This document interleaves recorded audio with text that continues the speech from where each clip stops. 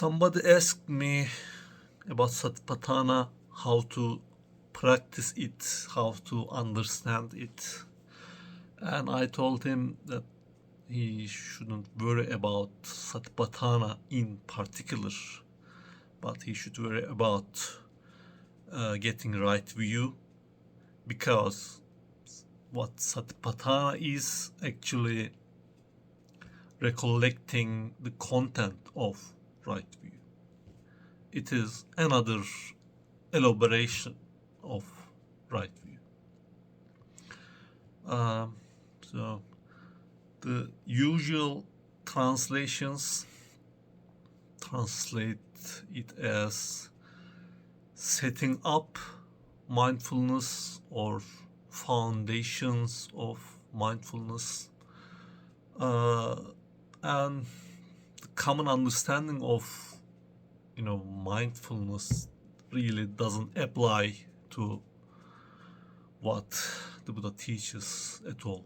So, sati means recollecting or being recollected, and patthana actually means origin. So it has a very similar meaning with yoniso.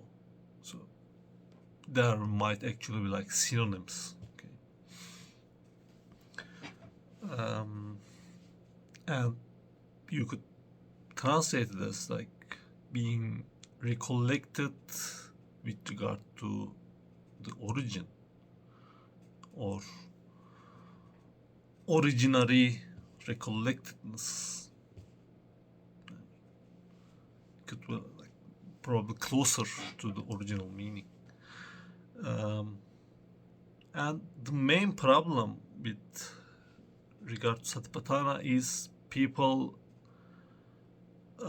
try to make that sutta, Satipatthana sutta,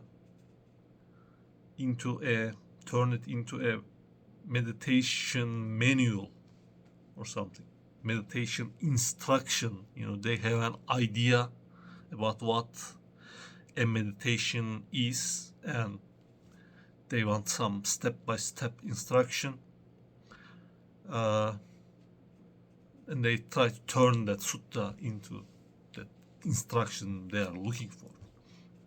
For example, if you look at the Wikipedia for Satipatthana,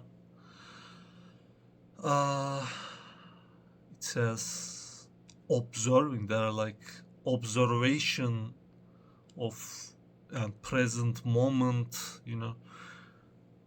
and none of this is actually in the sutta. It doesn't mention observation, being focused or anything like that. So I tried, maybe we could get some neutral, commentary using ChatGPT, using it on the suttas, because there are so many wrong views affecting these interpretations. And it turns out ChatGPT is also affected by those wrong views. And I asked ChatGPT about anapanasati, and he states observing the breath, and I say where in sutta it says observing, and he couldn't answer that. I forced it. It said this. He understands. He made that understanding into observation because of these kind of wrong interpretations that are like so prevalent. Even the AI, mixes things up. So you really don't want to rely on interpretations, especially the common, the prevalent interpretations. But what can you do? So what you can do is use the other suttas to fill in the blanks. So you read the Satipatthana sutta and you don't really understand much what he's trying to get here. You try to make it a meditation manual or something, and it doesn't work. So, but there are like other suttas that could help you understand what it means, what he's referring to here. So I think there's a very important sutta in Samyutta Nikaya, Samudaya Sutta. It's with regard to origination. So this sutta would be like a different or another perspective on right view from Satipatthana is like this perspective, and this sutta is a little different perspective, but they explain the same thing, same principle. And what does it say? So this translation is a little bit weird. It says, because I will teach you the origination and the passing away of the four establishments of mindfulness. So the four satipatthanas. So we could translate this as, I will teach you the origination and passing away with regard to the four satipatthanas. It's simpler. And what because is the origination of the body? With regard with the origination of nutriment, there is the origination of the body. With cessation of nutriment, there is the passing away of the body. So this cannot be made into a meditation manual. So how do you make nutriment a meditation object? It doesn't work. So it says, with the origination of contact, there is the origination of feeling. With cessation of contact, there is the passing away of feelings.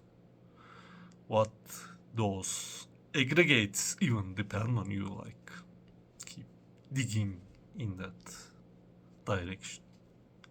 You first discern the aggregates, and you keep like going, digging backwards. Even the aggregates, they depend on other things. With the origination of name and form, there is the origination of mind. With the cessation of name and form, there is the passing away of mind. With the origination of attention, there is the origination of phenomena. The words here are manasikara and dhamma.